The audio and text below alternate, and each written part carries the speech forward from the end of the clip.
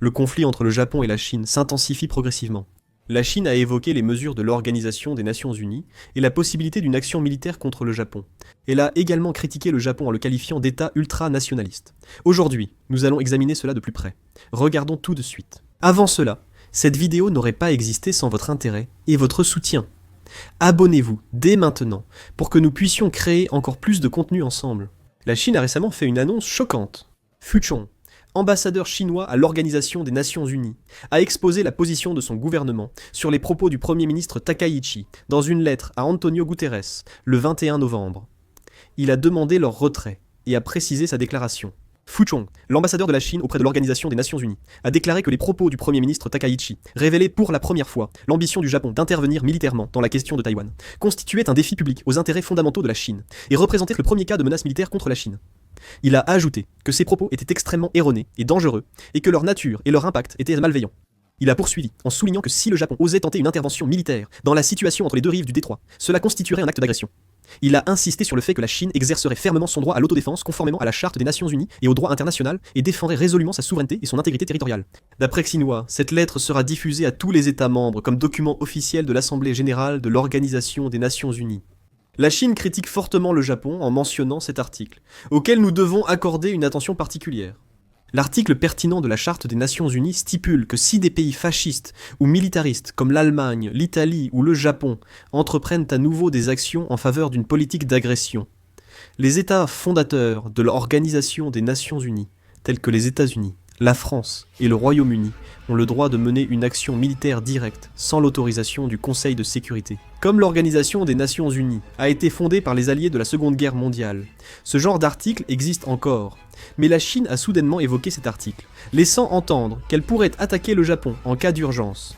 L'ambassade de Chine aux Philippines a publié sur X une bande dessinée accusant la première ministre Takaichi de raviver l'ultranationalisme et d'envisager une intervention militaire à Taïwan, avertissant que la Chine réagirait.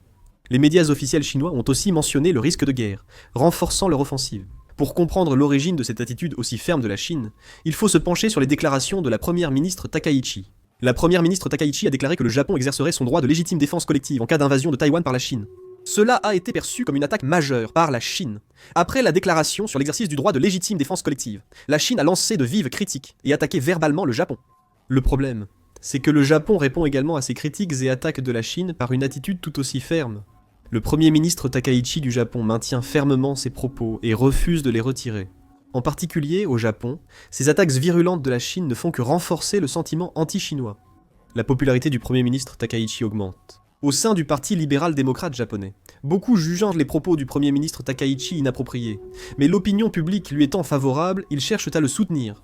Un sondage, Kyodo News, montre que la popularité du premier ministre Takaichi a gagné 5 points, atteignant 69,9%.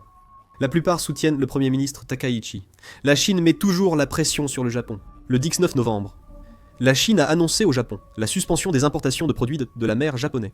La Chine a totalement interdit l'importation de produits de la mer japonais après le rejet des eaux contaminées de la centrale nucléaire numéro 1 de Fukushima en août 2023. Ensuite, en juin de cette année, elle a décidé de reprendre les importations et a recommencé à importer à partir du 5 novembre. Après la déclaration du premier ministre Takaichi sur une intervention militaire en cas d'invasion de Taïwan, les importations ont été suspendues 2 semaines plus tard. La Chine cible et accentue ses attaques contre le Japon, tandis que la Corée prend aussi des mesures de rétorsion envers ce pays. Ils ont exhorté à s'abstenir d'étudier ou de voyager au Japon, et ont également interdit la projection de films et d'animations japonaises en Chine. La Chine est un acteur clé du tourisme et des études au Japon. Selon les statistiques de l'Office national du tourisme du Japon du 18 novembre, le nombre d'étrangers ayant visité le Japon entre janvier et octobre a augmenté de 17,7% par rapport à l'année précédente, atteignant environ 35,53 millions de personnes. Parmi les principaux pays, la Chine a été celle qui a enregistré le plus grand nombre de visiteurs et le taux de croissance le plus élevé. Environ 8,2 millions de Chinois ont visité le Japon, soit une augmentation de 40,7% par rapport à l'année précédente, se classant ainsi au premier rang. Environ 7,66 millions de Sud-Coréens ont visité le Japon, soit plus 6,4%. Mais en bloquant cela, le Japon a subi un certain impact économique. Cela a aussi affecté le marché des études à l'étranger. En mai 2024, 123 485 étudiants chinois étaient au Japon. Cela représente 36,7% des étudiants étrangers. Mais ce chiffre devrait baisser. Le Japon en subira des conséquences économiques. La criminalité étrangère étant faible au Japon, Beaucoup de Japonais semblent-ils même se réjouir de l'absence des Chinois. Et soit dit en passant, beaucoup de ces Chinois viennent maintenant en Corée, où il n'y a pas besoin de visa. De plus, ils poursuivent également leurs attaques contre le cinéma. Le 6 décembre, la sortie cinéma de Crayon Shin-chan et Yumi Cells était prévue en Chine, mais leur projection a été soudainement suspendue. Selon la China Central Télévision chinoise, cette décision prudente fait suite à l'évaluation du marché des films japonais et de l'opinion du public chinois. La politique anti-japonaise de la Chine s'est intensifiée, avec un soutien discret des États-Unis et de Taïwan au Japon. Tommy Picotte, porte-parole adjoint du département d'État américain, a affirmé l'alliance et l'engagement inébranlable des États-Unis pour défendre le Japon, y compris les îles Senkaku. Lee Ching-te, président taïwanais, a partagé une photo de lui mangeant des sushis aux fruits de mer japonais pour montrer sa solidarité avec le Japon. De plus, Lawrence Wong, le premier ministre de Singapour, a exprimé une opinion de principe lors d'une interview avec Bloomberg, en déclarant qu'il espère que la Chine et le Japon trouveront un moyen d'apaiser les tensions actuelles pour la stabilité de l'Asie. Par la suite, les pays d'Asie du Sud-Est, y compris Singapour, ont continué à exprimer leur soutien indirect au Japon, en déclarant qu'ils soutiennent un rôle accru du Japon dans la région, y compris dans le domaine de la sécurité. On constate que de plus en plus de pays s'unissent avec le Japon. Cependant, malgré cette augmentation des alliances, la Chine continue de mener une offensive. Lors d'un point de presse, le 21, Mao Ning, porte-parole du ministère chinois des Affaires étrangères, a visé le Japon en déclarant que si le Japon emprunte à nouveau la voie de l'ultranationalisme, trahit sa promesse de développement pacifique et tente de détruire l'ordre international d'après-guerre, le peuple chinois ne le tolérera jamais et la communauté internationale ne l'acceptera pas non plus. Elle a prévenu que cela finirait par un échec. Le Japon voulait organiser en janvier un sommet trilatéral avec la Corée et la Chine, mais la Chine a refusé, reprochant au Premier ministre japonais son attitude. La Chine, visiblement irritée, continue de refuser le dialogue avec le Japon.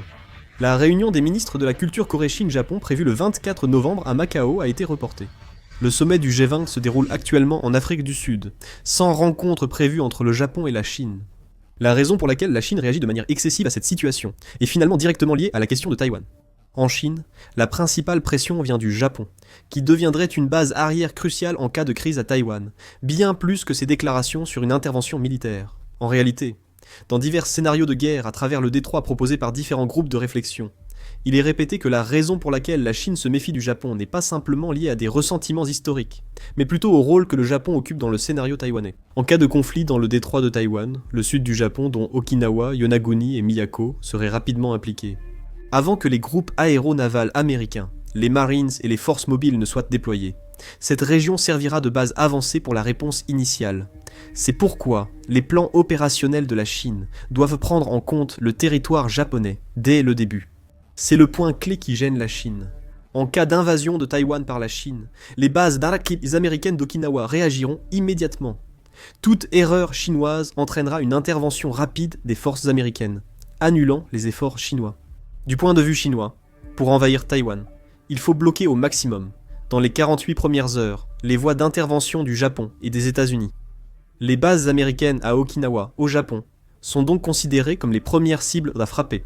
Quand la Chine lance un avertissement fort au Japon, cela montre la proximité du conflit de puissance autour du détroit de Taïwan. Au final, ce conflit semble être un affrontement diplomatique entre la Chine et le Japon, mais l'interprétation dominante est qu'il s'agit fondamentalement d'un prélude à un scénario de guerre à Taïwan. La Chine redoute que le Japon facilite une intervention dans la guerre, tandis que le Japon renforce son alliance avec les États-Unis pour dissuader la Chine d'une réunification forcée de Taïwan. Cet incident n'est pas qu'un conflit émotionnel entre les deux pays, mais expose la structure stratégique autour de Taïwan. Pour le Japon, si Taïwan tombe aux mains de la Chine, la sécurité nationale change totalement. Ce qui inquiète le plus le Japon, c'est que si la Chine prend le contrôle de Taïwan, cela lui ouvrira une porte de sortie vers l'ouest du Pacifique. Jusqu'à présent, les États-Unis et le Japon parvenaient à bloquer en partie les mouvements de la marine chinoise grâce à l'axe Taïwan-Okinawa. Mais si Taïwan tombe, cette ligne de défense s'effondre. La marine chinoise aurait des routes plus libres, tandis que l'archipel sud-ouest du Japon serait piégé dans une large zone de pression. La portée opérationnelle du système de défense antimissile du Japon et des forces d'autodéfense maritime se réduirait, et en étant entraînés plus profondément dans la zone d'offensive chinoise, les risques pour la sécurité augmenteraient de façon exponentielle. À cela s'ajoutent des problèmes économiques. L'artère principale du commerce japonais passe par le détroit de Taïwan, le gigantesque couloir maritime dont dépend l'économie japonaise, allant du pétrole brut, du gaz naturel liquéfié des matières premières, des produits finis jusqu'à la logistique, pourrait passer sous le contrôle de la Chine.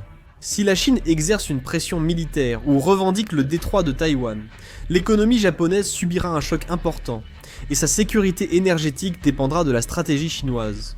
En raison de cette structure, le Japon considère que le maintien du statu quo à Taïwan est directement lié à la survie de son propre pays. La Chine bouleverse violemment cet ordre, et le Japon se trouve dans la réalité où il doit résister à cette tendance plutôt que de simplement s'y laisser entraîner. La confrontation entre le Japon et la Chine devrait s'intensifier. Quel est votre avis sur la situation ? Merci de laisser vos commentaires. Fin de la vidéo, merci.